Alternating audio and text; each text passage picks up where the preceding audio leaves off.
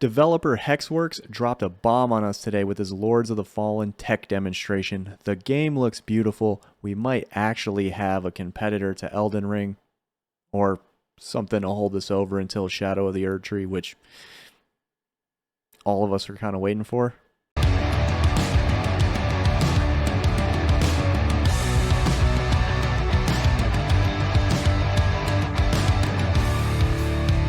Let me preface by saying that yes, I understand that this is a tech demonstration. It's no way indicative of the final product, and that there's no actual gameplay or combat footage. It's just a tech demonstration. Let's go over what they talked about. The tone and style, architecture of the game looks very similar to games like Elden Ring, Dark Souls, and in later footage that you'll see here, Bloodborne as well, which, if you're a fan of the series, that's not really a complaint. The first thing that they showed off in the demo was the character customization. As you can see here, these look a lot like Elden Ring characters or Dark Souls as well. And one of the features that they showed off in the tech demonstration, which was very limited, was the ability to change body shape and size. So they wanted to give you as much variety as they could. And the slider is pretty simple to where, you don't have to go into hyper customization if you don't want to. You can just use the slider. I'm sure once release comes out, they'll add way more customization features. Next up was this demonstration of the Unreal Engine 5 textures. You get this little slow motion shot, and then they'll zoom in to show off the textures. As you can see, it looks really good. Like, if you look at the horn, all the details on it, you can see the fabric in the belt and the cloth, all of these fine details. And right here is what I'm talking about. It looks like Bloodborne. That looks exactly like a hunter from Bloodborne. This is showing off like the feathers and everything like that. The texture of the leather and the shields, how you can tell that the shield is worn. It looks battle damaged. It looks really good. This right here is an excellent shot showcasing the Unreal Engine 5 graphics. You can see if you zoom in on like the leather or on the feathers, it looks really good. The medallion looks cool. It looks like they put a lot of effort into the fine details of the game. The next part of the demonstration showcased the lighting effects, which for a Souls-like game, lighting and ambiance are core characteristics of great settings for these games. You can see the rays of light coming in right here. It looks like using RTX lighting. You can tell how the shadows are cast, like the long shadows being cast across the room. And then it also goes through the cycle of day and night.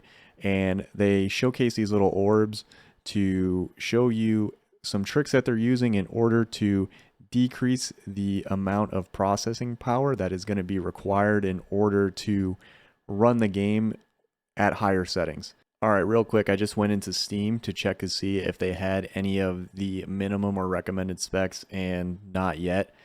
I'm going to venture a guess that the recommended is going to be at least a 3060 or a 2080 Ti, given the fact that it's going to be designed for current gen PS5, Xbox Series X and S, and for newer generation graphics cards. So if you're going to want to run the game at 4K, this is just an assumption, is that it's probably going to require a 40 series card to run it, at a relatively good performance of 60 FPS, probably going to be around a 4080.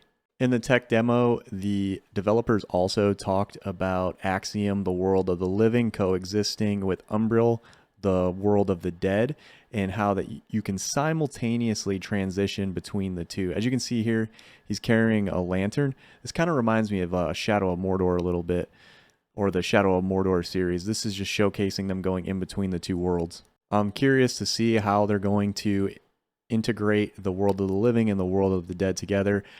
Is there going to be some mechanic where they diverge and creatures from the world of the dead come out and fight you in the world of the living? In the demonstration, they talked about the two worlds running parallel to each other, so it makes me question, like, what type of mechanics are we going to see? Are we going to see some invasion mechanics where, if you have your lantern open and you're looking at a certain part of the room, it triggers a creature from the opposite world to come through and fight you?